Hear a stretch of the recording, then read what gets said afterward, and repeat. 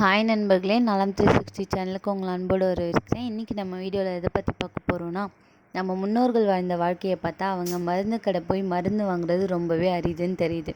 காரணம் என்னென்னா, அவங்களோட வீட்டு முற்றத்தில் இருந்தே மருந்து வளர்ந்துக்கிட்டே இருந்தது. அதில் ஒரு அற்புதமான செடி தான் கற்பூரவள்ளி.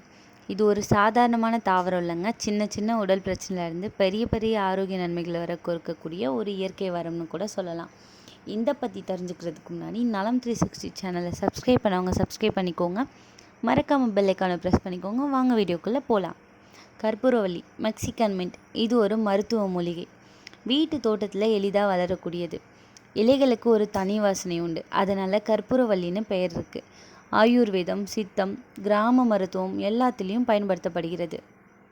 குளிர் பிடிச்சா கற்பூரவள்ளி இலை 2லேருந்து 3 எடுத்து கழுவி சின்ன சின்ன துண்டாக கிழித்து கொஞ்சம் வெல்லம் சேர்த்து மெல்ல மெல்ல சாப்பிட்டா சளி, காய்ச்சல், மூச்சு திணறல் குறையும். குழந்தைகளுக்கு சாறு வடிகட்டி கொடுத்தால் கஷ்டம் இல்லாமல் விழுங்கிடுவாங்க. தொண்டை வலி, கரகரப்பு குறைக்கவும் இது இயற்கையாக உதவுது. உணவு செரிமானம் ஆகலைன்னா வயிறு வீக்கம், அஜீரணம் வரும். கற்பூரவள்ளி சாறு, இஞ்சி சாறு, கொஞ்சம் தேன் சேர்த்து குடித்தா செரிமானம் வேகமாகும். வயிறு வலி, வாயு பிரச்சனை குறையும். இயற்கையான காய்ச்சல் குறைக்கும் மூலிகைன்னு சொல்கிறாங்க. கற்பூரவள்ளி இலைகள், துளசி, சுக்கு, மிளகு சேர்த்து கஷாயம் செய்து குடித்தா உடல் சூடு குறையும். வைரஸ், பாக்டீரியா தாக்கத்திலிருந்து பாதுகாப்பு தருது. ஆஸ்துமா, அலர்ஜி பிரச்சனை உள்ளவர்களுக்கு கற்பூரவள்ளி வாசனை நல்ல பலன் தரும். இலைகளை சூடான நீரில் போட்டு நீராவி பிடிச்சா மூச்சு திணறல் சரியாகும். கற்பூரவள்ளி இலை சாறு எடுத்து முகத்தில் தடவினால் பிம்பிள், ரேஷஸ் குறையும். சிறிய காயம் ஏற்பட்ட இடத்துலையும் பூச்சி கடித்த இடத்துலையும் இந்த இலை மசியலை பூசலாம். இந்த கற்பூரவள்ளியை சாறு வடிவிலும் சட்னி மாதிரியும் ரசம் வச்சு கூட சாப்பிடலாம். இது சுவையும் ஆரோக்கியம் இரண்டுமே தரும்.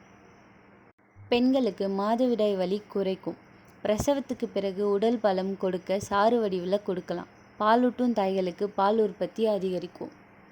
இதில் கவனிக்க வேண்டிய விஷயம் என்னென்னா, கர்ப்பிணிகள் அதிக அளவில் சாப்பிடக்கூடாது. அதிகமாக எடுத்தால் வயிற்றுப்போக்கு வரும். எப்போதும் பசுமையாக பறித்த இலை மட்டும்தான் பயன்படுத்தணும். அப்புறம் என்ன நண்பர்களே, கற்பூரவள்ளி ஒரு மருந்து களஞ்சியம் மாதிரி தான்.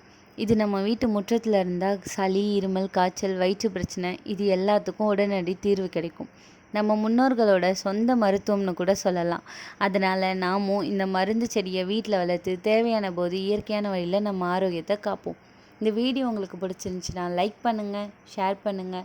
நலம் 360 சேனலை சப்ஸ்கிரைப் பண்ணுங்கள். பை.